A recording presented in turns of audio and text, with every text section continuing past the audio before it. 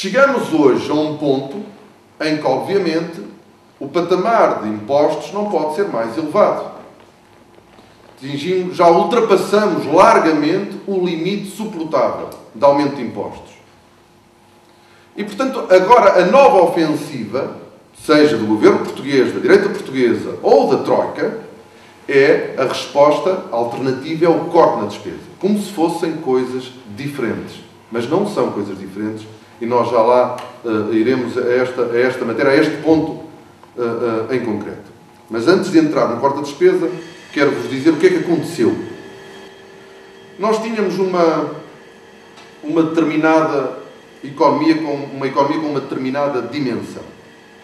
A partir do momento que o país entrou nesta loucura de austeridade, com um impacto recessivo tremendo, a nossa economia foi mingando. E foi mingando porque todos os dias em Portugal fecham dezenas de empresas. Dezenas de empresas fecham em Portugal. Todos os dias. Esta é a realidade do nosso país de há vários anos para cá, dos últimos anos para cá.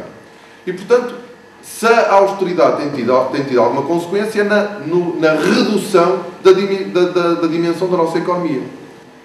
Chegamos hoje a um ponto em que temos uma economia mais mingada, mais reduzida do que aquela que tínhamos em 2008. Economia com uma capacidade produtiva bem menor do que aquela que tínhamos há 4 anos. Então o que é que nos dizem os inteligentes deste país? Bom, agora com uma economia que só produz X, os senhores vão ter que viver com menos. E, portanto, nós agora vamos ter que ajustar o nível de despesa social àquilo que os senhores são capazes de produzir. O que é que acontece quando nós cortamos na despesa? Quando nós cortamos na despesa, nós vamos ter exatamente o mesmo impacto na economia que tivemos até agora com o aumento de impostos. Porque quando nós diminuímos a despesa na educação, o que nós estamos a fazer na prática, em vez de aumentar impostos, é colocar as pessoas, os portugueses, a pagar mais no acesso à saúde. É verdade que, do ponto de vista da comunicação, este governo é imbatível. Nós não vamos aumentar o que é que os senhores querem. Se nós não podemos aumentar mais os impostos, vamos ter que baixar a despesa. E parece que baixar a despesa não dói. Só que baixar na despesa do Estado é pôr cada um dos portugueses a pagar mais no acesso à saúde. A pagar mais no acesso à educação. E, portanto, se nós vamos individualmente pagar mais quando vamos ao hospital ou pagar mais para frequentar a escola, nós vamos ter menos rendimento disponível para gastar neste café. O impacto recessivo na retirada de rendimento dos cidadãos é exatamente o mesmo, com um efeito nefasto maior, que é do ponto de vista da justiça. Já também abordaremos essa questão. Mas do ponto de vista de recessivo, de destruição de economia, esta redução da despesa do Estado nas suas funções sociais implica, na mesma, uma redução do rendimento disponível das famílias e dos portugueses. Portanto, é outra forma de aumento de impostos. Se eu pagava X quando ia ao hospital e agora vou pagar X mais Y, vou ter menos Y do meu rendimento para gastar. Portanto, tirem-me através dos impostos ou ponham-me a pagar mais no acesso à educação, vai dar no mesmo. E, portanto, o corte na despesa não é nenhuma alternativa ao aumento de impostos. O corte na despesa agravará, mais uma vez, a austeridade, o efeito recessivo da nossa economia. Portanto, continuaremos a cair. A nossa economia continuará a mingar. E, portanto, daqui a uns meses, vão-nos dizer que os cortes de 4 mil milhões já não são suficientes, que vamos ter que cortar mais para ajustar o nível de despesa do Estado à nova economia mingada. Vamos ver se eu estou a tentar ser o mais pedagógico possível. Isto é, a austeridade fez com que a capacidade de produção da nossa economia baixasse. E então agora dizem que como a nossa economia produz menos, vamos ter que gastar menos. E, portanto, vão diminuir a despesa na expectativa de a ajustar à nova capacidade de produção da economia.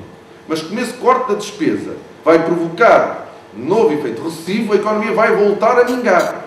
E, portanto, nós entramos nesta espiral a que o Sr. Presidente da República chamou recessiva, sem parar. A economia continuará a mingar e nós continuaremos a ter de cortar na educação, na saúde, até não restar nada. até não restar nada, que é esse o caminho que nós estamos a fazer. Nós agora, isto tem uma racionalidade.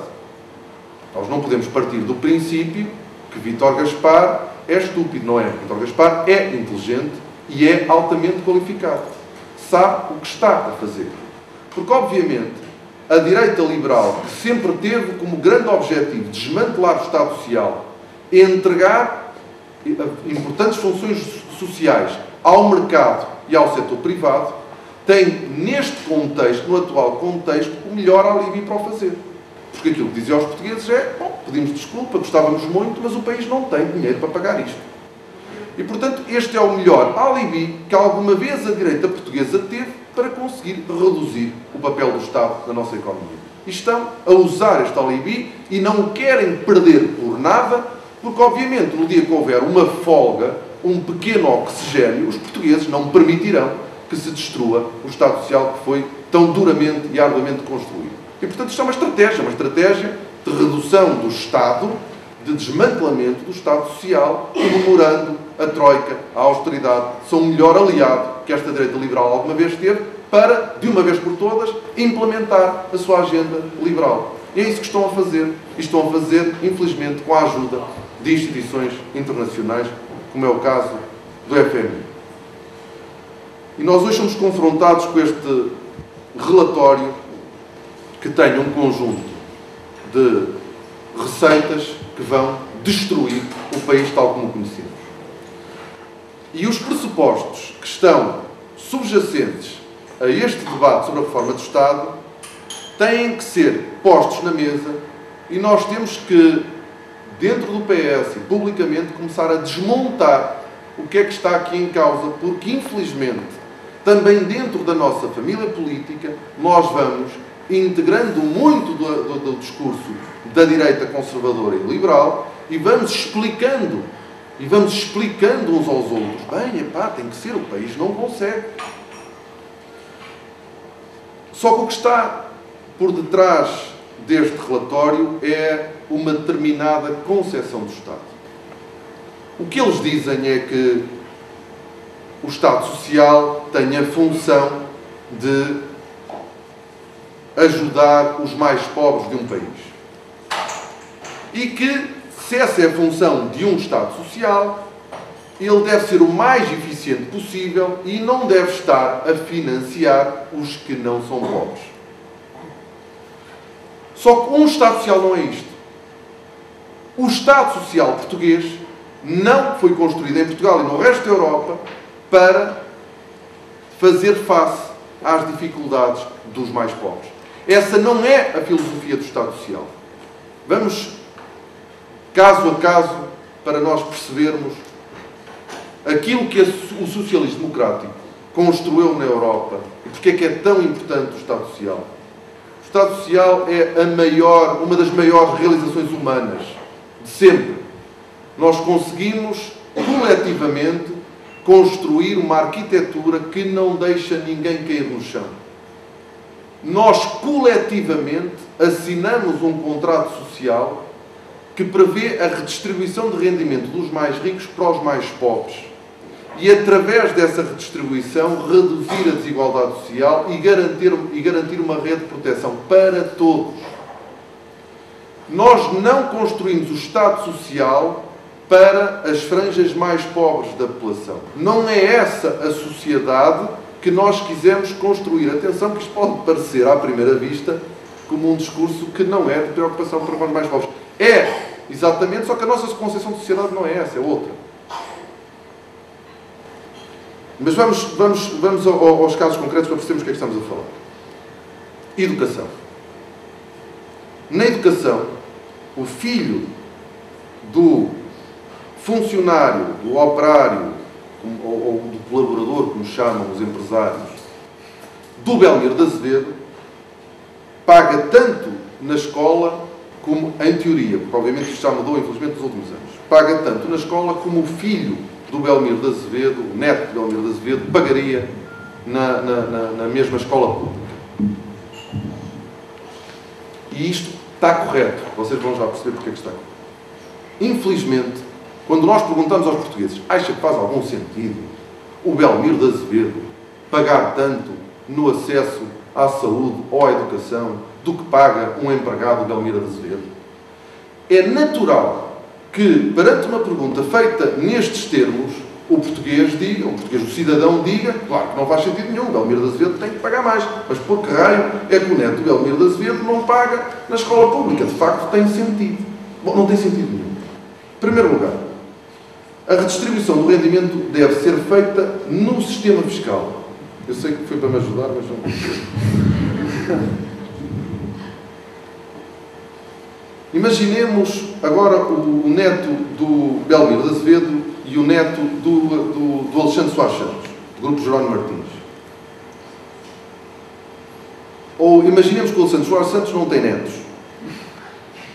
Num Estado social financiado por um sistema fiscal progressivo, em que os mais ricos pagam mais impostos, os mais pobres pagam menos impostos, o Alexandre Soares Santos e o Belmiro de Azevedo pagam exatamente o mesmo. Contribuem os dois da mesma maneira para financiarem a educação pública. E isso permite o quê? Permite que os trabalhadores do Belmiro de Azevedo e os trabalhadores do Alexandre Soares Santos possam beneficiar de uma escola pública com qualidade.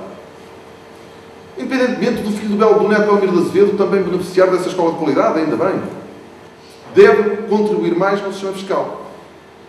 Imaginemos que nós não fazemos isto, não financiamos a escola pública desta maneira. Portanto, financiamos numa perspectiva de copagamentos ou de pagamento contra serviço em função dos rendimentos. O Alexandre Soares dos Santos, como não tem nenhum neto em idade escolar, não paga, não contribui, não financia.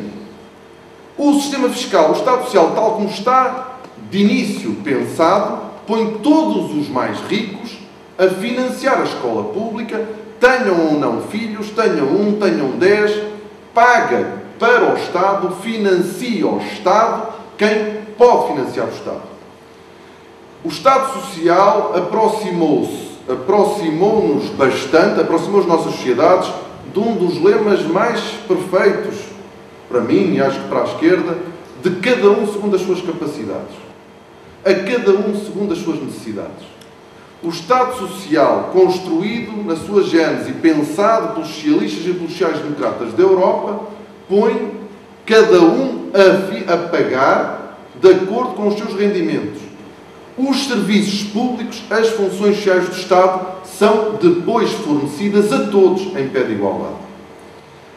No dia que nós deixarmos de ter a escola pública desta maneira e tivermos a classe média também, porque a classe rica já não tem os seus filhos na escola pública, nomeadamente em Lisboa e Porto, já não tem, como já não vai ao hospital público, já iremos à saúde.